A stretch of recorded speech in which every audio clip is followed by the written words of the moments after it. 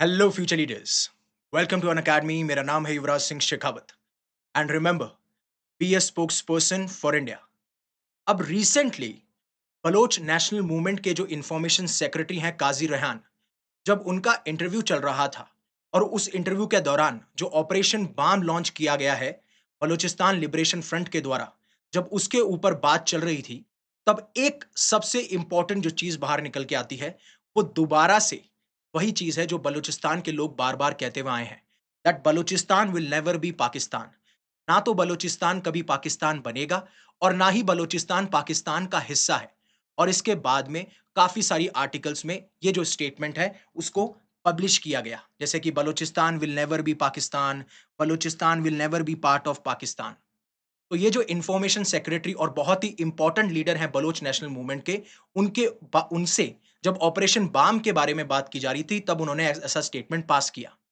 अब operation balm जो कि बलूचिस्तान लिबरेशन फ्रंट ने लॉन्च किया है अक्रॉस बलूचिस्तान, जहां पे उन्होंने बहुत सारे ऐसे अटैक्स जो कि एक के बाद प्लान किए, देवर कोऑर्डिनेटेड अटैक्स, जिससे कि वो आइडेंटिफाई कर सकें कि हम कितनी चोट या फिर कितना डैमेज कर सकते हैं पाकिस्तान के मिलिट्री पर्सनल को या फिर पाकिस्तान के इंफ्रास्ट्रक्चर को, चाहे से वो कोई भी गवर्नमेंट फैसिलिटीज हो या फिर वो पर्सनल्स हो। और आपको बता दूं, जितने दिन भी ये ऑपरेशन चला, अराउंड 84 कोऑर्डिनेटेड अटैक्स किए गए अलग-अलग जगह पे, और बहुत सारे ऐसे मेजर डिस्ट्रिक्ट्स थे जिनको निशाना बनाया गया अक्रॉस बलूचिस्तान। अगर मैं नाम बताऊं, पंजगुर, सुराब, केच, खरान, these were the important districts which were targeted during this operation BAM by Balochistan Liberation Front or their freedom fighters। अब सबसे बड़ी बात आपको यह समझना होगा इस रेफरेंस में कि बलूचिस्तान की इंपॉर्टेंस है क्या। क्या है बलूचिस्तान की हिस्ट्री, और स्पेशली उन लोगों के लिए जिन्हें बलूचिस्तान के बारे में पता ही नहीं है। और इंपॉर्टेंट ये भी हो जाता है, ये जो कंटेक्स्ट है कि जो इंफॉर्मेशन सेक्रेटरी ने स्टेटमेंट दिया है, क्या इससे पहले भी हमें एग्जांपल्स देखने को मिलते हैं, और इवन ये जो ऑपरेशन बाम लॉन्च किया गया, उससे पहले भी बहुत सारे ऑपरेशंस लॉन्च किए गए, बहुत सारे अटैक्स लॉन्च किए गए हैं, उसके पीछे मेजर रीजन है क्या, और क्यों आज भी बलूचिस्तान जो पाकिस्तान का लार्जेस्ट प्रोविंस है, फिर भी one of the most under developed province कहा जाता है या रीजन कहा जाता है इन द वर्ल्ड। उसके पीछे भी आपको देखना पड़ेगा कि क्या रीजंस हैं। तो जिस तरीके से आप अभी स्क्रीन पे यहाँ पे बलूचिस्तान देख पा रहे होंगे, राइट? तो बलूचिस्तान अगर मैं बताऊं, तो बलूचिस्तान लार्जेस्ट प्रोविंस है पाकिस्तान का। फॉर एग्जांपल जैसे खैबर पख्तूनवा है, उसके बाद में पंजाब है, सिंध है, ये सारे के सारे प्रोविंसेस हैं पंजाब के। अगर मैं लैंड मास के हिसाब से बात करूं, तो अराउंड 40% एरिया जो है वो ऑक्यूपाई, या फिर आप कह सकते हो 40% एरिया जो है वो बलूचिस्तान का है इन पाकिस्तान। और इंपॉर्टेंट बात यहां पे एक चीज और हो जाती है, लार्जेस्ट लैंडमास है when it compares to Pakistan territory, largest province भी है। बट सबसे इंपॉर्टेंट बात यह है कि डिस्पाइट इतना साइज होने के बावजूद यहां पे पॉपुलेशन कम है, और इवन अगर डेवलपमेंट की बात करूं, तो डेवलपमेंट आपको नहीं दिखाई देता।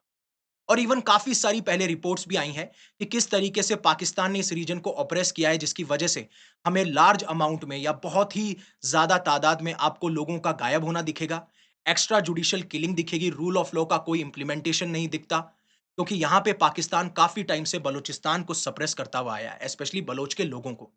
तो बलूचिस्तान जो कि लार्जेस्ट प्रोविंस है, इसका नाम पड़ा है बलोच के लोगों पे, right? It is called as the land of Baloch. जो आप स्थान सुनते हो, that is in Persia it is called as land. And Baloch जो नाम रखा गया है, it is named after this tribal people और these people whom we called as Baloch. तो ये जो बलूचिस्तान है, राइट? और इसकी इंपॉर्टेंस ये हो जाती है, जिस तरीके से आप नॉर्थ में देखेंगे अफगानिस्तान के साथ में बॉर्डर शेयर करता है, ईरान के साथ में आपकी वेस्ट में बॉर्डर शेयर करता है, अरेबियन सी के साथ में इसकी बहुत बड़ी कोस्ट लाइन है, और इवन सिंध और पंजाब जो कि बहुत ज्यादा इंपॉर्टेंट प्रोविंस है पाकिस्तान के, उनके साथ भी इसकी बॉर्डर शेयर होती है।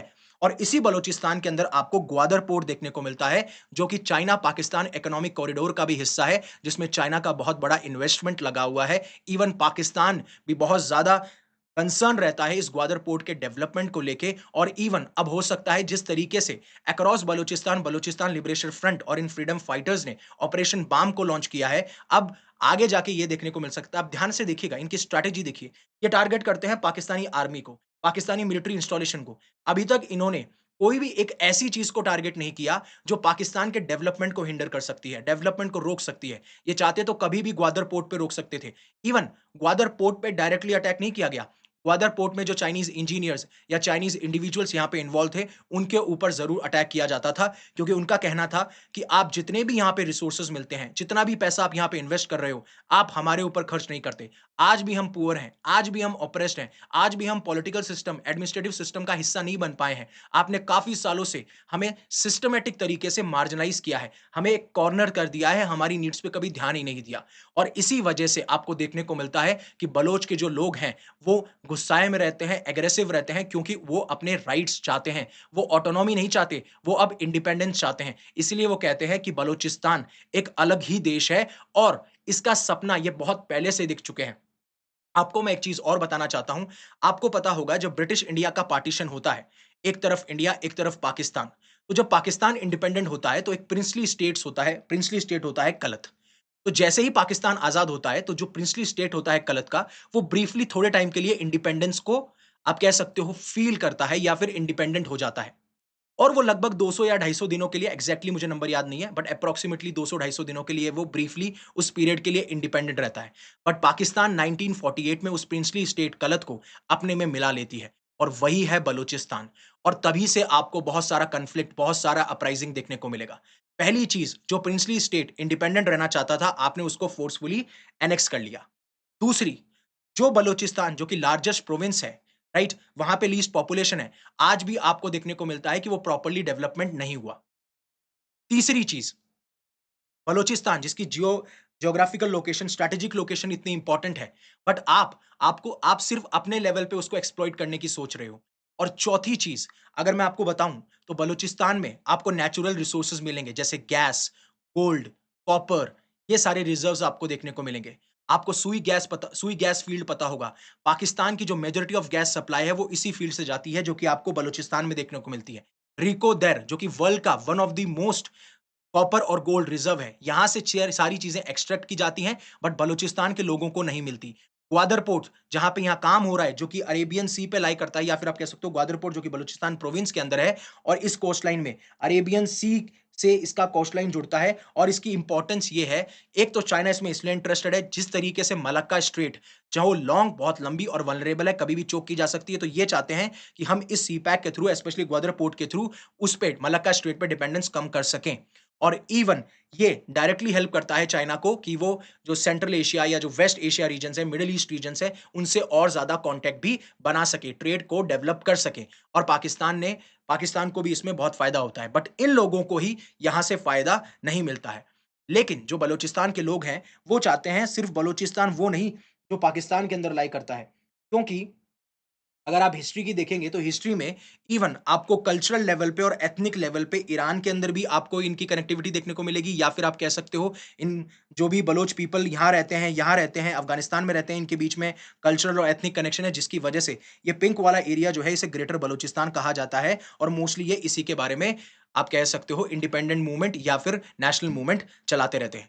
अब आगे बढ़ने से पहले अनअकैडमी आपके लिए लेके आया है। अगर आप यूपीएससी सिविल सर्विसेज का सपना देखते हैं और हमारे साथ जुड़ना चाहते हैं, तो ऑफर अवेलेबल है। ये ऑफर जल्दी खत्म हो जाएगा 17,999 में, जिसमें कि आपको 12 मंथ्स का फ्री एक्सटेंशन मिल सकता है। एंड सबसे इंपॉर्टेंट बात, ये लिमिटेड पीरियड ऑफर है। इसमें आप मेरा कोड यूज़ कर सकते हो, YUVI, यूवी पाजी वाला यूवी, उन्होंने मार दी 50। You will get the maximum discount. वैसे ही हमारे प्रारंभ, आरंभ और फाउंडेशन बैच चालू हो चुके हैं, जहाँ पे आप हमारे साथ में जुड़ सकते हो, कोई भी आपका मीडियम हो, इंग्लिश, हिंदी, इंग्लिश। अब जब ये इन्फॉर्मेशन सेक्रेटरी से बात हो रही थी, तो साफ-साफ ये जो पाकिस्तानी रूल है, पाकिस्तानी एडमिनिस्ट्रेशन है, उसको भी साफ-साफ रिजेक्ट करते हैं। और उन्होंने ये कहा कि जो ऑपरेशन बलोच लिबरेशन फ्रंट के द्वारा चलाया गया है, ये एक नया चैप्टर है हमारे इंडिपेंडेंस स्ट्रगल में। क्योंकि जिस तरीके से 1948 में फोर्सफुली इनको एनेक्स किया, तब से ही हमें अपराइजिंग्स, तब से ही हमें कॉन्फ्लिक्ट, तब से ही इन लोगों का सप्रेशन। और क्यों किया जा रहा है? क्योंकि ये हमेशा से इंडिपेंडेंस की आवाज़ उठाते हैं। और क्यों यहाँ से रिसोर्सेज़ को एक्सट्रैक्ट किया जा रहा है? क्योंकि बलूचिस्तान की जो लोकेशन है, वो बहुत ज़्यादा इंपॉर्टेंट है। ग्वादर पोर्ट जो सीपैक का हिस्सा है, वो बहुत ज़्यादा इंपॉर्टेंट है। यहाँ से हमें नेचुरल गैस को आपका गोल्ड, कॉपर, इनके रिजर्व्स देखने को मिलते हैं, जिससे कि पाकिस्तान अपने बाकी प्रोविंसेस की नीड फुलफिल करता है, बट यहाँ पे नहीं। ह्यूमन राइट्स का वायलेशन हमें डेली बेसिस पे देखने को मिलता है। हर एक तरीके से हर एक तरीके से आपको बलूचिस्तान में एक्सप्लॉयटेशन देखने को मिलेगा। चाहे से इकोनॉमिक एक्सप्लॉयटेशन हो, ह्यूमन राइट वायलेशन हो, ना उनका पॉलिटिकल और एडमिनिस्ट्रेटिव जो सिस्टम है उसके अंदर कोई आप कह सकते हो उनके अंदर उनका कोई इन्वॉल्वमेंट है, बस उनको सिस्टमैटिकली मार्जिनाइज़ किया गया है। इसीलिए वो साफ-साफ ये कहते हैं कि हम अब पाकिस्तानी रूल और पार्लियामेंट्री पॉलिटिक्स को रिजेक्ट करते हैं क्योंकि इन्होंने इतने दशकों तक ना तो हमारी आवाज़ सुनी, हमें सिर्फ दबाया है और ना ही आज हम पाकिस्तानी पॉलिटिक्स और जो पार्लियामेंट्री पॉलिटिक्स है, उसमें अपना कोई भी बलोच लीडर या फिर बलोच जो इंडिविजुअल्स हैं, वो आज तक जा पाए हैं। और ऐसा ही इन्होंने पहले भी किया था, जिस टाइम पे ऑपरेशन सिंदूर चल रहा था, जब इंडिया और पाकिस्तान के बीच में आपको एक कॉन्फ्लिक्ट देखने को मिला, तब भी बलोच ने अपना इंडिपेंडेंस साफ-साफ डिक्लेयर कर दिया था। इवन जो बलोच नेशनलिस्ट लीडर हैं, मीर यार बलोच, उन्होंने साफ-साफ ये कहा कि जिस तरीके से पाकिस्तान दशकों से वायलेंस करता हुआ नज़र आया, फोर्सफुली लोगों को डिसअपियर करता हुआ रहा है, ह्यूमन राइट्स वायलेशन देखने को मिलते हैं।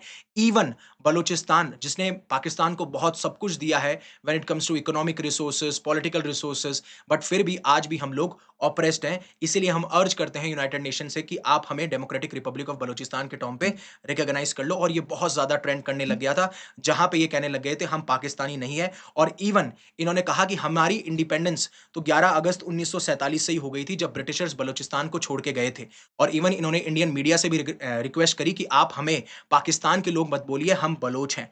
डियर इंडियंस पैट्रियोट मीडिया और यूट्यूब जैसे यूट्यूब कॉमरेड्स हों या फिर इंटेलेक्चुअल्स हों जो भारत को डिफेंड करने में हमेशा जी-जान लगाते हैं, उनसे भी काफ़ कहा गया है, हमें आप प्लीज़ पाकिस्तान के ओन पीपल बोलिए, हम ना तो पाकिस्तानी हैं, हम बलोचिस्तानी हैं। ये चीज़ प्लीज़ आप ध्यान रखिएगा और इसी तरीके से इन्होंने बोला था कि Baloch and Indian friendship is the only weapon that will dent, damage and destroy the devil Pakistan. जब ऑपरेशन सिंदूर चल रहा था, उस टाइम पे ही आपको ये सारी इमेजेस देखने को मिलेंगी। ऑपरेशन बाम जिसका मतलब डॉन है।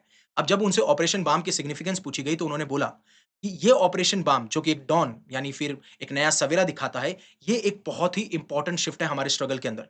ये दिखाता है कि कैसे बलोच के जो लोग हैं, वो रेडी हैं अपनी खुद की डेस्टिनी डिसाइड करने में। उनके हाथ में उनका कंट्रोल है और वो हमेशा से पाकिस्तानी ऑपरेशन को रेज़िस्ट करते हुए आए हैं। लेकिन ऑपरेशन बाम एक ऑर्गेनाइज़्ड और इफेक्टिव एक्शन था, जिससे कि हम ये दिखाना चाहते थे कि आप हमें कितना भी ऑप्रेस कर लीजिए, हम ऑप्रेस नहीं होंगे और एक नया फेज़ हमारे आर्म कॉन्फ्लिक्ट में आता है, जहाँ पे हम एक क्लियर मैसेज भेजना चाहते हैं। इवन जो काज़ी हैं, जो इन्फॉर्मेशन सेक्रेटरी हैं, उन्होंने ये कहा कि जो बलूचिस्तान नेशनल मूवमेंट है, ये यूनीक है बलूचिस्तान में, क्योंकि हम आउटराइटली, डायरेक्टली हम रिजेक्ट कर रहे हैं पाकिस्तान की पार्लियामेंट्री सिस्टम को। और ऐसा कोई भी पार्टी पास्ट में या फिर प्रेज़ेंट में कोई किसी भी पार्टी ने ऐसा नहीं कहा है कि वो पाकिस्तान की पार्लियामेंट को बॉयकॉट करना चाहते हैं और हमने साफ-साफ क्लियर कर दिया है कि अब हम पाकिस्तान के रूल के अंदर नहीं रहना चाहते हैं। ना तो हमें लिमिटेड ऑटोनॉमी चाहिए, ना ही हमें कोई टोकन राइट्स चाहिए। हमें सिर्फ़ कंप्लीट ऑटोनॉमी और कंप्लीट इंडिपेंडेंस चाहिए।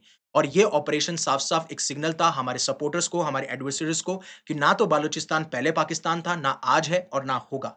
और अगर बलूच स्ट्रगल की बात करूँ तो मैंने जैसे आपको बताया 1948 में जब इनको फोर्सफुली एनेक्स किया गया था, तब से ही हमें ये मूवमेंट, नेशनल मूवमेंट देखने को मिलता है। उस टाइम पे जो लीडरशिप थी वो ट्राइबल लीडरशिप थी, कुछ चीफ्स लीडरशिप लिया करते थे। लेकिन अब ये जो बीएलएफ है, ये रिप्रेज़ेंट करती है एक नया एरा, जहाँ पे लोग ड्राइव कर रहे हैं इस पूरे के पूरे मूवमेंट को, ना कि चीफ्स को। और common Baloch has found a voice and a weapon to fight back.